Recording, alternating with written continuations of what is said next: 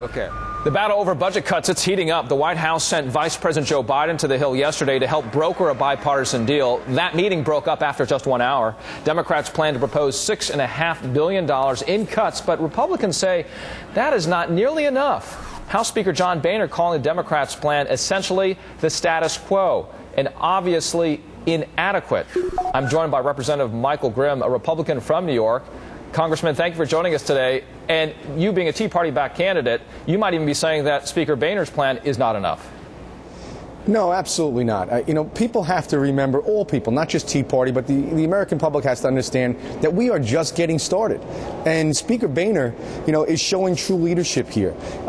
Everyone has to remember he's the Speaker of the House. He's not also the leader of the Senate. He's not also the President. He doesn't have unfettered ability to just pass everything. So we have to be realistic in our expectations.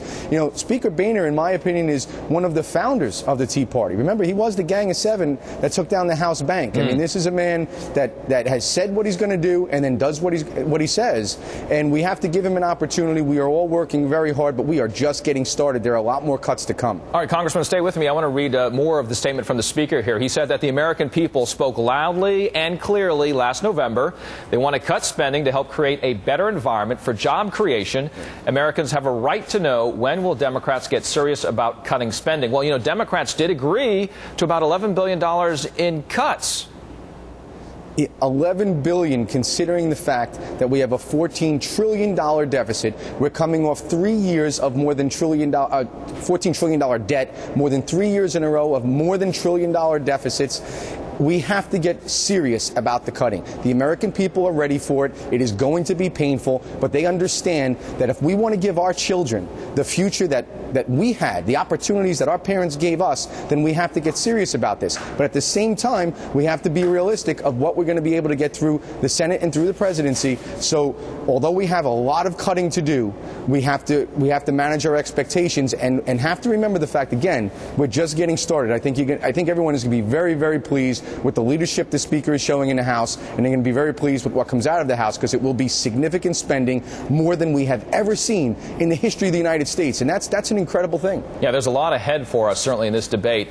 You and I need to pull out our HP financial calculators right now. I know you're businessmen, so you do this a lot. You've got $11 billion for the Democrats. Republicans want $61 billion, and the Tea Party candidates, they want $100 billion. Where's this all going to come together?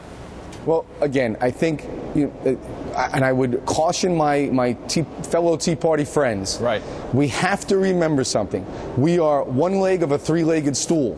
If we become too aggressive, then it will end up in a stalemate and we won't get anything pushed. I would say this. This is what is extremely important, that we put our best foot forward, we make significant cuts, which we are already doing, and we leave time. We are just getting started. Allow us to put the budget in front of them. So we are just getting started, have a little patience, manage our expectations, but ultimately we have to be realistic that we have to get through the Senate and the presidency. And I think the Speaker is doing an incredible job. And again, we've cut more money with this CR than ever in the history of the United States, tenfold.